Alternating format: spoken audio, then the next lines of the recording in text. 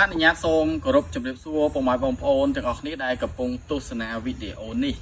ថ្ងៃនេះខ្ញុំបាទមានដំណើរកំសាន្តជាមួយបងប្រុសម្នាក់ដែលគាត់ដែលមានស្រុកកំណើតនៅទីនេះផ្ទាល់ជាតិពេលនេះផងដែរខ្ញុំបាទក៏សូមពំនាំ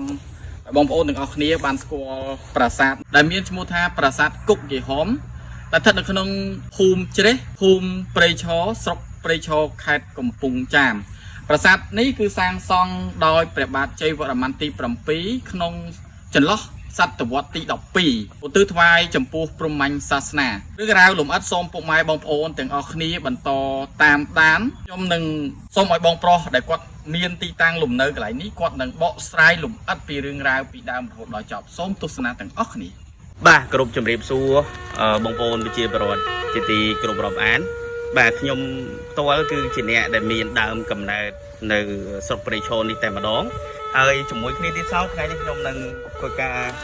ពំនាំនៅទស្សនៈទាំងទស្សនវិស័យភាពថ្មីជូនបងប្អូនទាក់ទងជាមួយប្រាង្គប្រាសាទដែលមានវ័យចំណាស់មួយនៅខេត្តកំពង់ចាមបាទអញ្ចឹងប្រវត្តិសាស្ត្របាននៅប្រាសាទនេះតាមការដំណើរតគ្នាពីចដូនជីតាខ្ញុំគាត់បានបញ្ជាក់ថាកាលពីដើមឡើយគឺមានលោកយាយម្នាក់ឈ្មោះលោកយាយហោមហើយគាត់បានថែរក្សាប្រាង្គប្រាសាទនេះដោយព្រមពលីជីវិតការពារទ្រព្យសម្បត្តិនៃប្រាង្គប្រាសាទនេះនៅគ្នាសម័យសង្គ្រាមហើយបន្ទាប់ពីគាត់បានស្លាប់ទៅគាត់បានចែកឋានទៅក៏ដាក់ឈ្មោះប្រាសាទនេះថាជាប្រាសាទគុកយេហោមដល់អាប់រៀងមក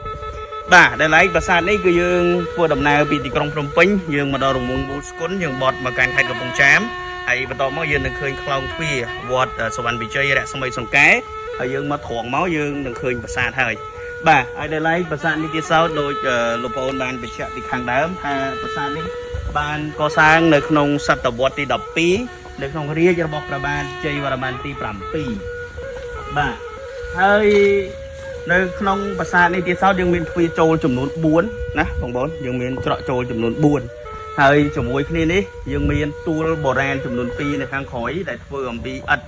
បាទហើយស្លាកស្នាមដោយបងប្អូនបានឃើញហើយមានព្រះពុទ្ធរូបបាទព្រះពុទ្ធបដិមាបានធ្លាក់ចុះមកហើយមានតម្រោហើយមានត្បាល់បុរាណមានអីបាទហើយតាមការស្រាវជ្រាវក៏បានបញ្ជាក់បន្ថែមទៀតថានឹងមានកុលាភិកផ្សេងៗតទៅជាមួយក្អមតទៅជាមួយគម្របពូជអីផ្សេងៗនោះជាស្លាកស្នាមប្រវត្តិសាស្ត្រមួយបានបញ្ជាក់ថានៅគ្រាសម័យបុរាណហ្នឹងគឺមានសហគមន៍មនុស្សរស់នៅទីនេះបាទយ៉ាងកកកផងដែរបាទដែលឡែកប្រាង្គប្រាសាទនេះត្រូវបានកសាងឡើងដោយថ្មភក់បាទបងប្អូនទាំងអស់គ្នាហើយបើតាមឯកសារបញ្ជាអាចមានការសាងសង់ចំនួន2ដងអាចនៅក្នុងចន្លោះសតវត្សទី7ដល់សតវត្សទី8និងលើកទី2គឺនៅក្នុងសតវត្សទី12បាទហើយនៅជុំវិញប្រាង្គប្រាសាទនេះដែរគឺមានវាលស្រែខៀវខ្ចីបងប្អូនហើយមានប្រព័ន្ធធារាសាស្ត្របាទស័ក្តិសមជាមួយនឹងការរស់នៅការប្រកបមុខរបរកសិបាទហើយបន្លាយទឹកនេះបើយើងមើលទៅខាងភូមិនោះគឺភូមិជ្រេះហើយមានភូមិតាពាំងពូនហើយមានភូមិសេងយំហើយមានប្រព័ន្ធធារាសាស្ត្រដែលធំបំផុតនៅទីនេះគឺមានទន្លេអ៊ុំបាទហើយមានស្ទឹងផ្សេងៗជាច្រើនទៀតដែលបំណោយផលដល់ការប្រកបកសិកម្មបាទបងប្អូនឥឡូវយើងនឹងទៅមើលទីទួលបុរាណដែលទទួលរងការកោះកាយបាទជាសាសនាមួយដែរដែលទទួលរងការកោះកាយពីមុនមកបងប្អូនបាទដូចជាបងប្អូនបានដឹងហើយនៅក្រោយសម័យរបបបល័យវូជសាសប៉ុលពតបាទគឺបងប្អូនយើងតែងតែមានគំនិត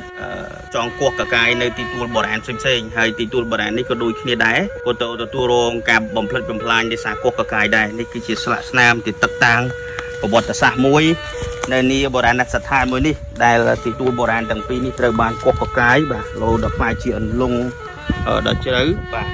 ហើយនេះជាទីទួលមួយហើយនោះក៏ជាទីទួលមួយទៀតដែរតែដែលរងការកោះកកាយបាទស្វែងរកវត្ថុបុរាណនិងទ្រព្យសម្បត្តិផ្សេងៗជាដើមចឹងទៅបងប្អូនបាទដែលឡែកបន្ទាប់ពីបានទស្សនាតទៅជាមួយប្រាសាទគុកយេហោមជាលក្ខណៈសង្ខេបហើយសូមខន្តីអភ័យទោសផងដែរក៏លោមានកំហុសឆ្គងដោយអចេតនាណាមួយដែលតទៅជាមួយប្រវត្តិសាស្ត្រខ្ញុំគ្រាន់តែបានសិក្សាជ្រាបបន្តិចបន្តួចនិងឮដំណើរតគ្នាពីចាស់ទុំមកទេបាទមិនមានការច្បាស់ប្រវត្តិសាស្ត្រខ្លាំងណាស់ទេ